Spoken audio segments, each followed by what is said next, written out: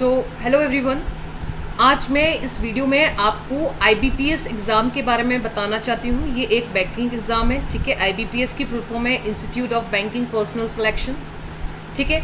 ये जो वीडियो है आपकी 2021 एग्ज़ाम्स जो आपके हेल्ड होने वाले हैं उसके लिए है, ठीक है।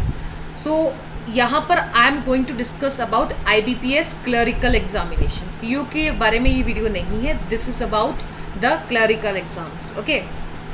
सो मतलब एज क्राइटेरिया क्या होता है ये हम डिस्कस करेंगे, कौन से एग्ज़ाम पैटर्न्स होते हैं ये सारी चीज़ डिस्कस करेंगे, सैलरी स्ट्रक्चर क्या है, ठीक है। ये सारी चीज़ें we are going to discuss all about it, ठीक है।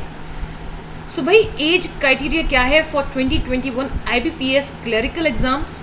सो first of all age on 1 7 2021 यानी कि जनवरी, फरवरी, मार्च, अप्रैल, मई, जून, जुलाई, 1 जुलाई तक आपकी एज मिनिमम 20 ईयर्स हो जानी चाहिए। 1 जुलाई 2021 तक आपकी मिनिमम एज 20 ईयर्स होनी चाहिए एंड मैक्सिमम आप 28 ईयर्स के हो सकते हैं age on 1 July 2021, okay. That is the candidate must have been born not earlier than 2 July 1993 and not later than 1 July 2001, both days inclusive। यानी कि आप इससे पहले बॉर्न नहीं होने चाहिए एंड आप इसके बाद बॉर्न नहीं होने चाहिए। सो आप देख सकते हैं यानी कि यहाँ पर लिखा है both dates inclusive.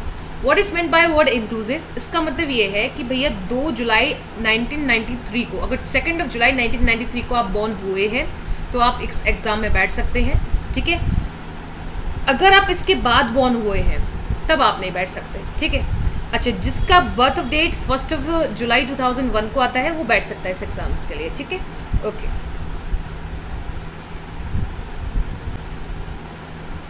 So education qualification क्या है भैया? आपके पास ग्रेजुएशन होनी चाहिए in any discipline from a university recognised by the government of India और any equivalent qualification recognised by central government. In very simple words, from a recognised university you must have the graduation degree, ठीक है।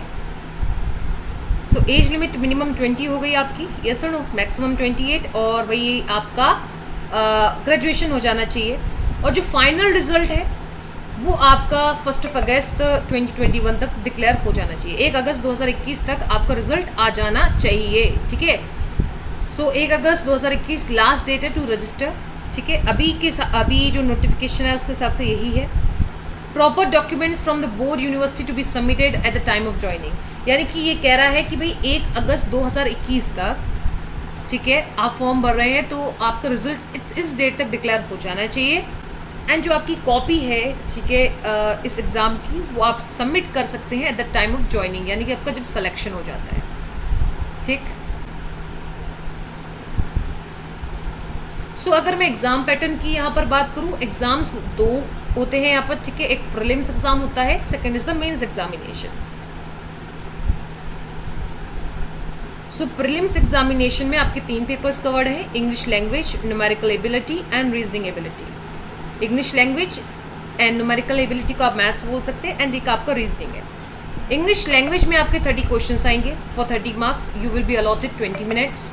Numerical ability में आपके 35 questions आएंगे for 35 marks, 20 minutes. Reasoning ability में आपके 35 questions आएंगे, maximum mark is 35 and 20 minutes time will be allotted for reasoning. So इस तरीके से 100 क्वेश्चन 100 मार्क्स के 1 घंटा मिलेगा आपको, 60 मिनट्स, फाइन, ओके। अगर अच्छा, जो प्रीलिम्स एग्जामिनेशन है ये आपकी मेरिट में काउंट नहीं होंगे, ठीक है। Mains prelims examination are only qualifying in nature. Mains exam आपके किस तरीके से होने वाले हैं? एक आपका general and financial awareness paper होने वाला है, general English, reasoning ability and computer aptitude and quantitative aptitude. यानी कि बहुत सिंपल वर्ड्स में अगर मैं आपको बात करूँ,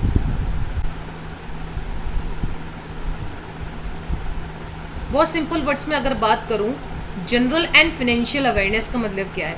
यहाँ पर आपकी स्टैटिक जीके कवर्ड है इस पेपर में, ठीक है। एक आपका बैंकिंग अवेयरनेस कवर्ड है, ओके। एंड एक आपका ओके, बैंकिंग अवेयरनेस या financial awareness is one and the same thing, ठीक है। और एक आपके करंट अफेयर्स कवर्ड है, ओके, ठीक है। सो जनरल एंड फाइनेंशियल अवेयरनेस में आपके पास 50 क्वेश्चन होंगे for 50 marks, 35 minutes will be the time allotted. General English में आपके 40 क्वेश्चंस होंगे for 40 marks, 35 minutes time allotted. Reasoning में आपके 50 questions for 60 marks, time allotted is 45 minutes. Quantitative में यानी कि मैथमेटिक्स में आपके 50 मार्क्स के 50 क्वेश्चंस, हाँ जी 50 questions 50 marks 45 minutes time allotted. So इस तरीके से 190 क्वेश्चंस होते हैं 200 मार्क्स के, 160 minutes is the time allotted. ठीक है, अब बात आ जाती है भैया जैसे कि ऑब्जेक्टिव मेनली एग्जाम होता है यहाँ पर, तो पेनल्टी फॉर रॉन्ग आंसर्स, अगर आप कोई गलत आंसर मार्क कर देते हैं तो आपका 0.25 यानी कि 1/4 मार्क्स डिडक्ट हो जाएगा। लेकिन मान के चलिए जो आपके ऑप्शन है उसमें से आप टिक ही नहीं करते तो भाई ऐसा डिडक्ट नहीं होने वाला, आपको 0 मार्क्स अवॉर्ड हो जाएंगे। ठीक है, आई थिंक ये पॉइंट क्लियर है। अच्छा, एग्जामिनेशन की अलॉटमेंट जो है वो आपकी अप्रैल में मिलेगी, ज्वाइनिंग आपकी अप्रैल में हो जाएगी, एंड सैलरी इज़ 30,000 अप्रॉक्स।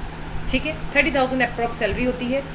ठीक है, चलिए वेरी गुड, 25 से 30,000 अप्रॉक्स होती है। Okay, so this is all about IBPS clerical examination. You can fill the form if you are interested.